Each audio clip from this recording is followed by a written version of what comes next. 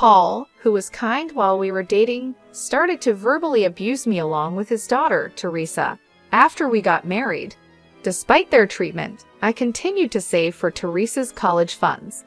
Eventually, a college acceptance letter arrived, and we decided to celebrate, which also coincided with Paul's promotion. When I returned home from shopping, I found garbage bags filled with my books and clothes left in the yard. In the bedroom, Paul, Teresa, and my mother-in-law were throwing my belongings into garbage bags. "Hurry up and leave. We can't invite Grandma over because there's not enough room with you around," Teresa said. "Exactly. We don't need a failure at Hawaii. We'll just take the college funds. Thanks." Paul laughed, shaking his shoulders. "A bottom dweller making $10 per hour. Get out, useless mother." "Bye-bye," my mother-in-law added. Something inside me snapped then. "I'll leave," I said. I went to the yard and carried the remaining garbage bags to the car. Sitting in the driver's seat, tears of frustration overflowed. I bit my lip and vowed not to let this be the end. Remember this, I am Kelly, a 53-year-old housewife. 12 years ago, I met Paul, who was 44, through work. We got along well as we worked together. Paul, who was cheerful and bright, seemed dazzling to someone as introverted as me. When he proposed, I was flustered and wondered, am I good enough? During one of our dates, he revealed that he had a 9-year-old daughter, Teresa.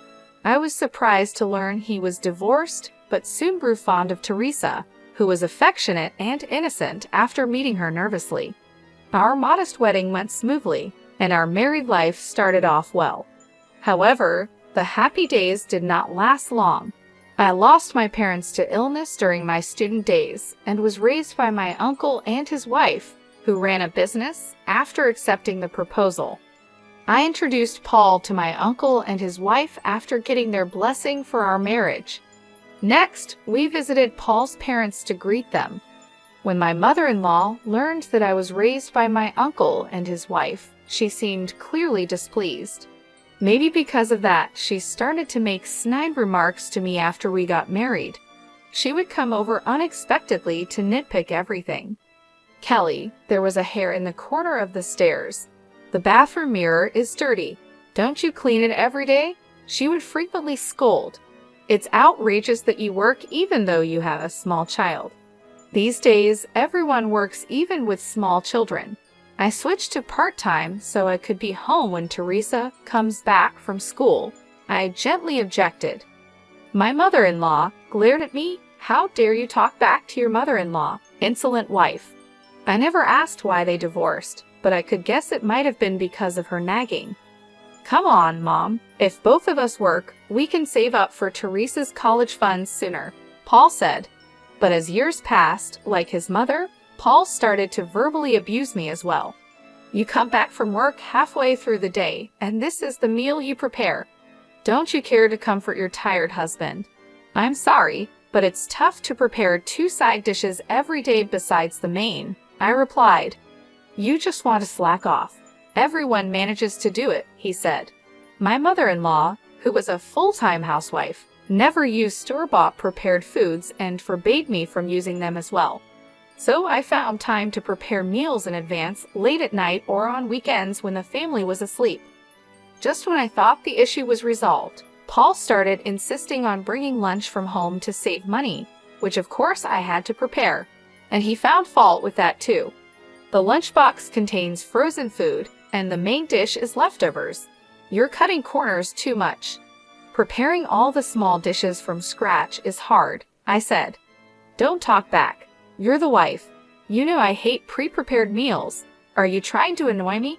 Paul raised his voice. "No more frozen or ready-made meals from now on. But it's the wife's job to think about the family's health and prepare meals. Do you want to make me and Teresa sick?" "You're terrible," he continued. "I'm sorry, I understand. I'll do what you say from now on," I replied. Arguing back would only lead to hours of nagging, so it seemed better to comply quietly. It meant less time for myself, but it couldn't be helped. I had a hobby that brought me joy. After Paul and Teresa went to bed, I would jot down ideas in a notebook, imagining what it would be like if those things existed. This hobby, which I kept secret from them, was a great stress reliever. As a child, I had received an award for a summer vacation research project, and this was a continuation of that interest. Dealing with complaints wasn't limited to my mother-in-law and Paul. Initially, Teresa seemed like an innocent and adorable child, but as she entered upper elementary school, she began to act selfishly. Her mood swings would dictate whether she was affectionate or demanding extra pocket money. Then she would insult me in front of her friends, ignore me, or worse. Being manipulated by Teresa's moods left me exhausted. Seeing Paul mistreat me, Teresa began to mimic him, finding amusement in it. It was a phase of adolescence, and from Teresa's perspective, I was just the woman Dad brought home. Resisting was natural. If she wouldn't warm up to me, I thought I should try harder to get along with her. I made efforts to understand Teresa's feelings without scolding her harshly for misbehavior. Even when she hurled insults, I didn't snap back, but calmly explained, "It's not right to speak to someone older than you like that." I always attended school events and helped with homework after returning from work. Whenever Teresa was sick, I would take her to the hospital and take time off work to care for her. I had no experience in raising children, but I poured love into her because she was the child of the person I loved and raised her with all my effort. However, it seems my feelings didn't reach Teresa. As Teresa entered high school, she needed a lunchbox. Unlike Paul's volume-focused meals, the appearance and variety were important for a high school girl's lunch. I woke up at 6:00 a.m. every day, making the lunches with care. "Put fried chicken in tomorrow's. I want a hamburger in mine," they would request, making it quite a challenge. Yet, they often came back with their lunchboxes untouched. When I asked why, they would say nonchalantly, "I was in the mood for pasta today," or "I passed by a store and suddenly wanted to eat bread."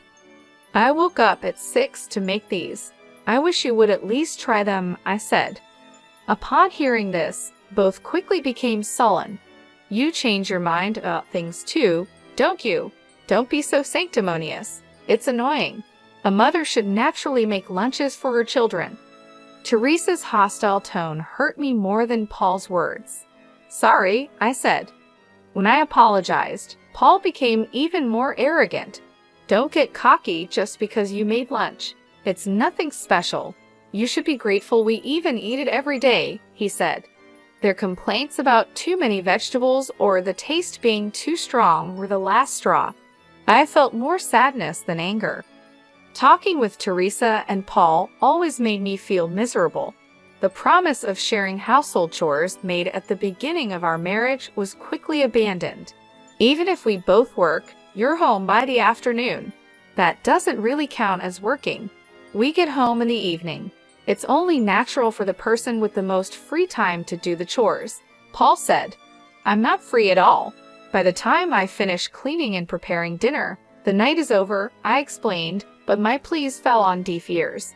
Even on weekends, when I asked if they would help, Paul and Teresa would either lay around with their phones, lying on the sofa, or lock themselves in their rooms playing video games. It was as if I didn't exist in their field of vision. "Hey, old lady, make me some tea," Teresa would say. "I want coffee. Bring it to the living room. I'm playing games with Teresa," Paul would add. Teresa still refused to call me Mom, sticking with old lady instead. "Could you help me a little after dinner? I have a meeting with the Women's Association," I finally spoke up. Paul clicked his tongue in annoyance. "What? Let us rest at least on the weekend. You see we're playing, right? Do you intend to disturb our parent-child bonding?" "Oh, but you're a stranger, so it can't be helped," he said. The word stranger pierced my heart like a blade. "What's with that face? Got a problem?" Paul threatened. "Who do you think allows you to live in this house? A disposable part-timer like you standing up to me isn't 80 years too early." Faced with their attacks, I bit my lip and swallowed my complaints. Though Paul boasts as a middle manager in a small to medium enterprise, his income isn't impressive. He makes more than I do as a part-timer, but that's about it. Paul's dominance might stem from controlling the finances. Before our marriage, I mentioned I'm not confident in managing finances. Then I'll handle it that way you can relax, he said. Fooled by his cheerful smile, I agreed to hand over my salary to him.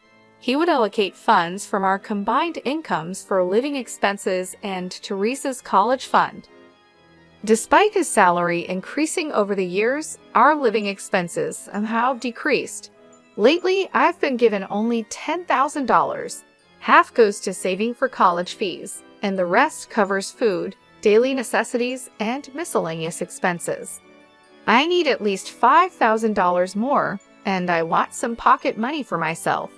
Housewives don't need pocket money. Put the $5,000 for Teresa's education into the account first. I'll check every month, Paul said firmly. I stood my ground. Paul, you often buy luxury watches and brand-name suits. You nag me about saving money and are stingy with it. You seem to give Teresa a lot of pocket money. Why can't I buy what I want? I desperately appealed to Paul. I work too. It's ridiculous to need my husband's permission to buy clothes or go to the hair salon. Both Teresa and I have our social obligations. You don't need to keep up with mommy friends. Dressing up is just a waste of money for you, Paul retorted. Teresa also joined in, looking pleased to participate. Children cost money. Stop complaining. Then I'll increase my working hours. The extra can be my pocket money, right? I suggested. Paul was shocked. That's out of the question. You can't even manage household duties perfectly as it is. What if you neglect them even more? Mom would definitely oppose it, he said, mentioning his mother. I gave up on arguing. It was difficult for someone as timid and inarticulate as me to stand up to the two of them. Yet I harbored a faint hope. Maybe if Teresa gets into college and enjoys campus life, her attitude towards me will soften. Seeing Teresa happily going to college with the money I saved, perhaps Paul would respect me more than before. But my hopes were dashed as easily as they were formed. When the heat of the day began to increase, Teresa's acceptance letter arrived. A few days later, Paul came home with news that made Teresa cheer. Dad, you're becoming a manager. That's so cool, Teresa exclaimed. I got the provisional notice, but now it's confirmed. My salary and bonus are going to skyrocket, Paul announced. I listened with a disheartened feeling. I knew not a penny would come my way. I was certain I would still be forced to economize as before. Yay! Buy me an awesome bag to celebrate. Teresa said. Of course. Let's invite Mom over tomorrow for a celebration dinner. Kelly, prepare a feast. All homemade, of course, Paul instructed. Watching Paul and Teresa call my mother-in-law, I sighed quietly. This time, it seemed like I might be able to spend some peaceful time without any snide remarks. The next day, I went to the supermarket to buy ingredients for steak and soup. Despite the rainy weather, Teresa and Paul were in high spirits from the morning. When I arrived home and got out of the car, I glanced at the yard and tilted my head in confusion. A garbage bag, open and beaten by the rain, was left out. It wasn't there when we left. A bad feeling washed over me as I approached the garbage bag. I was shocked. Inside the bag were my clothes. I quickly tied it up and entered the house to confront Paul and Teresa, only to find my mother-in-law's shoes at the entrance. Hearing noises from the upstairs bedroom, I rushed up to find Paul, Teresa, and my mother-in-law cheerfully stuffing my books and clothes into garbage bags. What are you doing? I demanded. Oh, you're back. As you can see, we're throwing out trash. The old lady's stuff is all cheap, Paul said casually. As they continued their task, I snatched the garbage bag from them. Stop. Don't do this without asking me. It's okay. You're no longer needed, Paul replied. The two of them excitedly raised their voices at me, leaving me bewildered. We've already paid the entrance fee for college, right? And we've saved up the $870,000 for 5 years of tuition. Your role as an ATM is over. Amazing how you saved up with just a $10 per hour wage. It's all thanks to me forcing you to save, Paul said proudly. I stared at Paul, astonished. Why was he speaking as if it were his own achievement? Paul continued, full of pride, after kicking out the previous wife. I wanted to bring Mom here, but first, we thought of saving up for college. Finding a submissive woman to save up would mean Teresa and I wouldn't need to save. You seem submissive enough and just right to double as a housemaid. But Dad, you were wrong, Teresa said, puffing out her cheeks. She couldn't do the housework perfectly, and she lectured me even though she's an outsider. Totally useless. My mother-in-law glared at me in agreement. We married you, a parentless older woman. You should be more grateful to Paul instead of always complaining. The two surrounded me, saying whatever they wanted. So hurry up and leave. We can't have Grandma move in with you hogging the rooms. Exactly. We don't need a failed wife. We'll just take the money, Paul added, pushing the garbage bag toward me. The bottom dweller earning $10 per hour. Get out, useless mother. Bye-bye. Something inside me snapped. Then I'll leave, I said. I grabbed my valuables, transferred my clothes and books from the garbage bags to a suitcase, and left the room. Heading to the yard, I also moved the rain-soaked garbage bags to the car. Sitting in the driver's seat, tears of frustration spilled over. Paul never had any affection for me. To be treated as nothing more than a housekeeper and ATM, how much more could they belittle me? I was furious. Biting my lip, I vowed in my heart not to let this be the end. Remember this, I thought. Eager to escape from those two, I drove a short distance before pulling over to call my uncle without revealing too much. I poured out everything, and my uncle, furious, immediately arranged for an empty room in a singles dormitory for me to use until I found a place to move. I decided to accept his kindness. Fortunately, only my clothes got wet in the rain, so I dried them at a laundromat near the dorm and carried them to my room. As I stored my clothes in the chest of drawers and organized my valuables, I began to feel slightly more at peace. During our relationship, Paul had been truly kind, and I believed I was cherished. Even after his attitude changed post-marriage, I kept telling myself, he's really a kind person. Things will go back to how they were. With Teresa, I thought we just needed time to get along, and with my mother-in-law, I believed it was natural for in-laws to clash. But faced with reality, I finally woke up. No matter how much I tried to make amends or the effort I put in, it was futile with people like them. They would pay for trampling over my feelings. First, I visited my uncle's company to ask for a referral to a good lawyer. I went to the city office to pick up divorce papers and completed various procedures.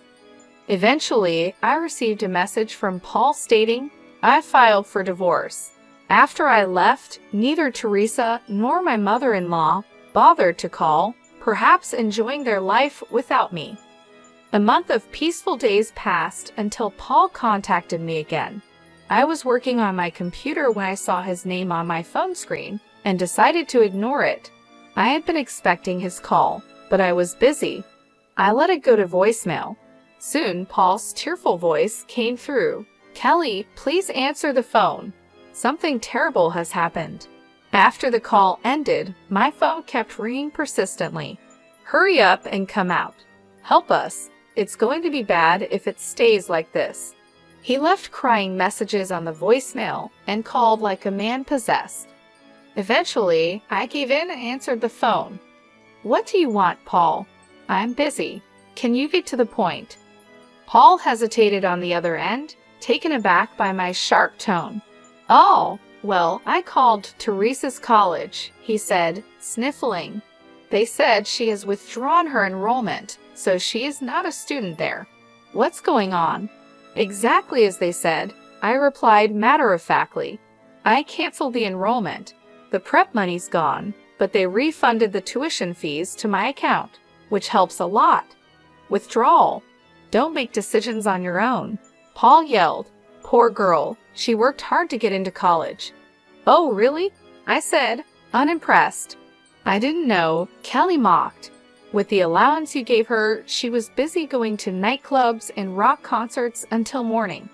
Hardly the behavior of a student. That is, Paul stumbled over his words.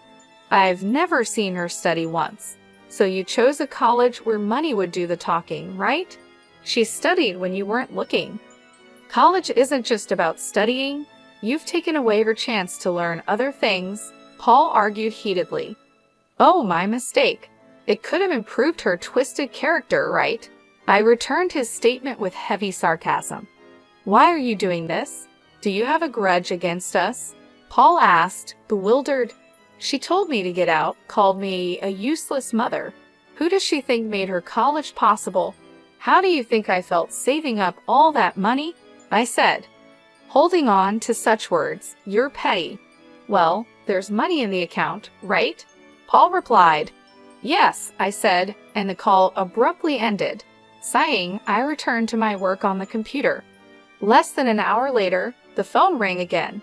Reluctantly answering, I was greeted by a frantic Paul screaming, "Why can't I withdraw the money from your account?" So you couldn't. I feigned ignorance. Paul started to rant and rave. I was refused at the bank. Of course, I changed the account holder's name. You can't just do that. Ah, no. Kelly, where are you? Paul's voice sounded desperate, almost begging.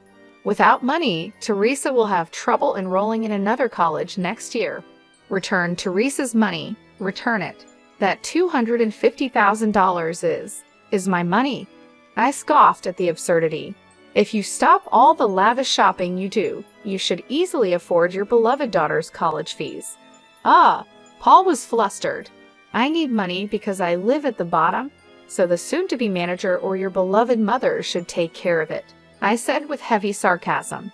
I'll have a better salary as a manager, but I'm drowning in debt. Mom's on a pension, Paul admitted hesitantly. Drowning in debt, I realized he didn't want his weaknesses known. Both Mom and I are having a tough time, so please at least spare us the compensation, he pleaded. Tough, huh?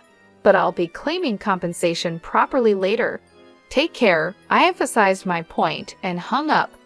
The day after being kicked out, I went to the bank and changed the account holder's name, anticipating Paul might try to withdraw money upon learning of the college withdrawal.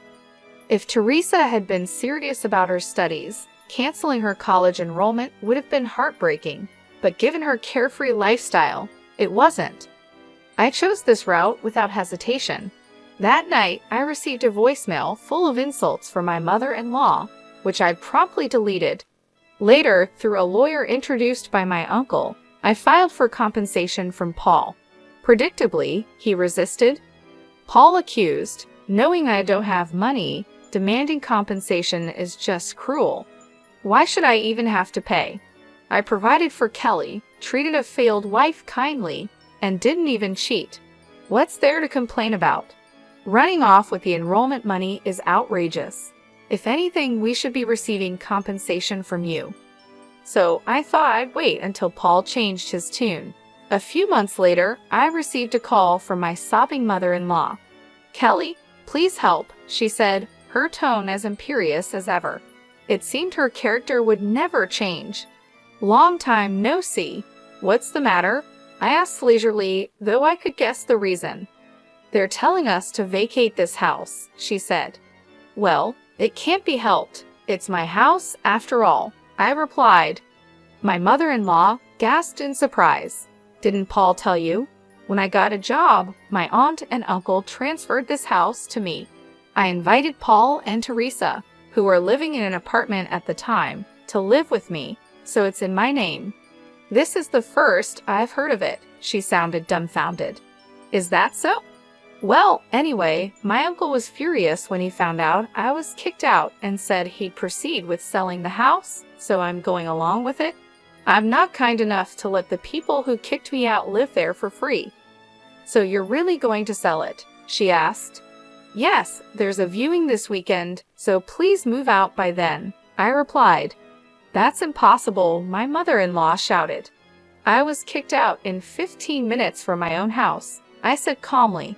The sale of the house is already decided. It would cause trouble for the real estate agent and the viewers, so please move out soon. Is Paul there? I asked. Paul seemed to have been listening nearby and took the phone. "What do you want?" he said. I took a deep breath and replied in a low voice, "Who do you think allowed you to live in that house?" Paul was speechless. "Ah, that's a relief. How does it feel to hear those words?" "Damn it, I'm not paying any compensation. See if you can get it," Paul yelled. "I was told to discuss this through a lawyer," I said, exasperated. Paul continued to yell, "You with your low salary plan to leech off compensation. Pathetic, but I'm not paying a cent." "Are you sure you want to be so confident?" I asked. I said this with a mix of disbelief and annoyance. "I have plenty of evidence. The abusive words you, Teresa, and your mother hurled at me are recorded and noted. While you forced me to economize, you squandered money on luxury goods. There's no escaping this.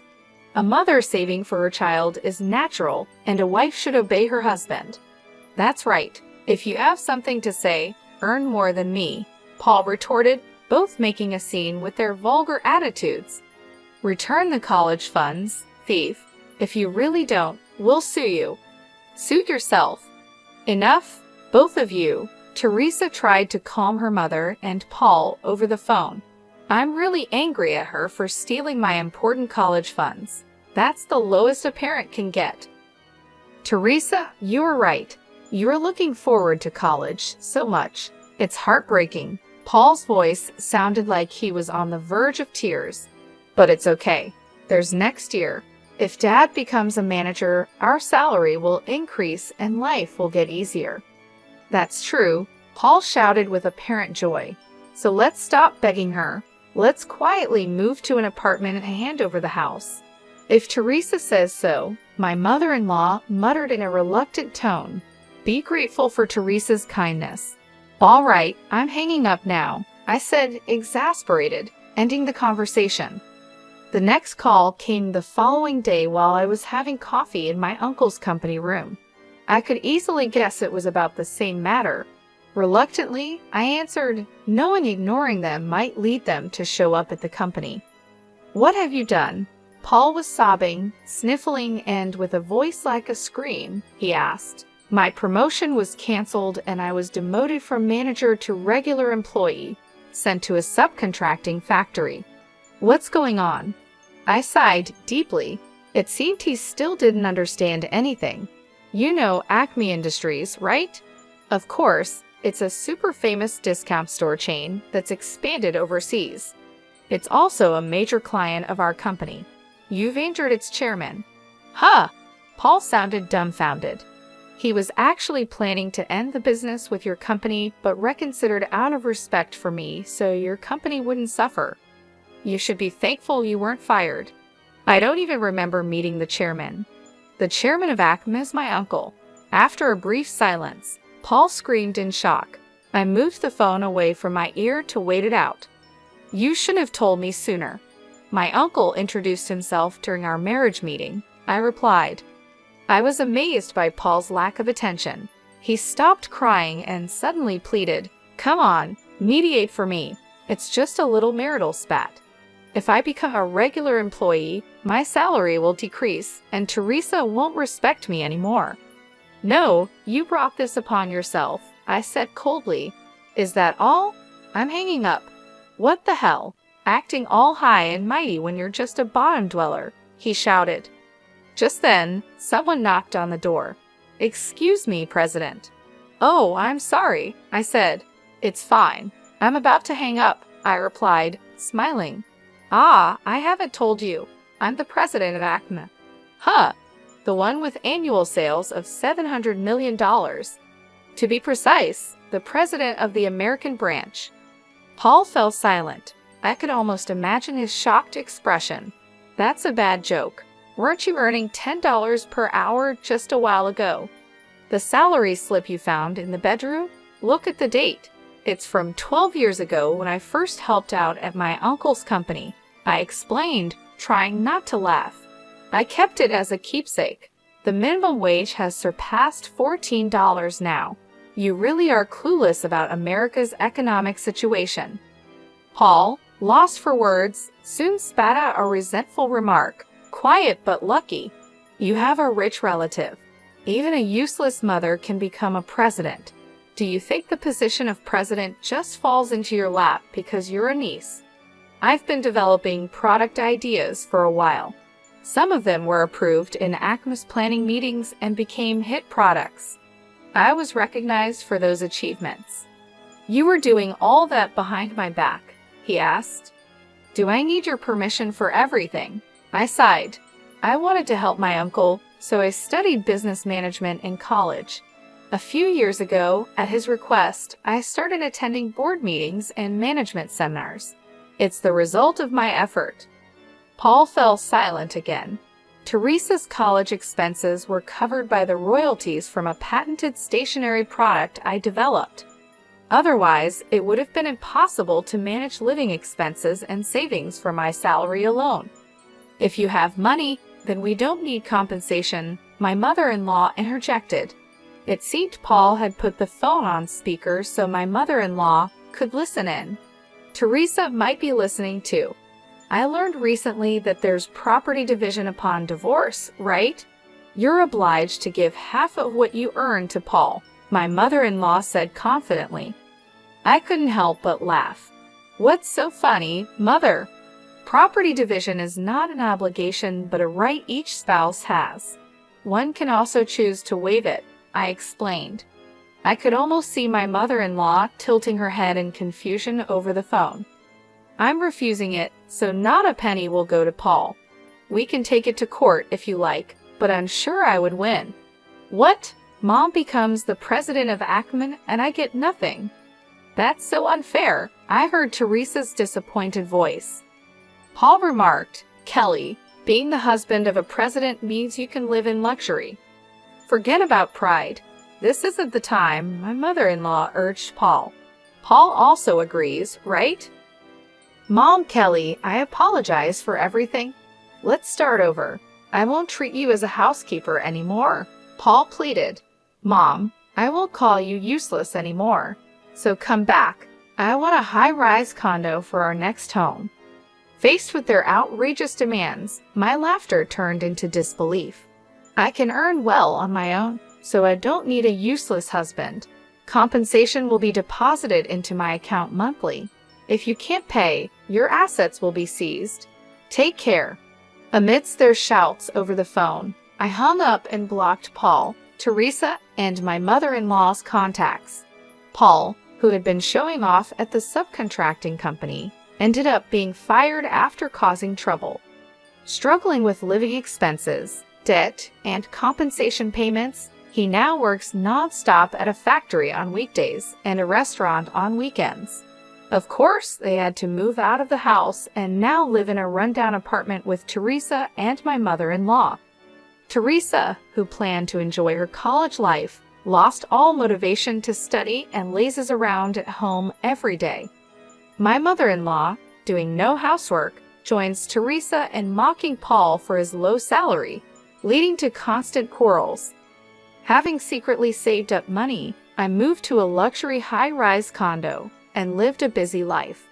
I was worried about the backlash from other employees for a former regular employee becoming the president, but they welcomed me warmly. My contributions to hit products have played a significant role. Any gaps in my knowledge are covered by the executives. Free from worrying about Paul and Teresa's opinions, I'm glad to live freely.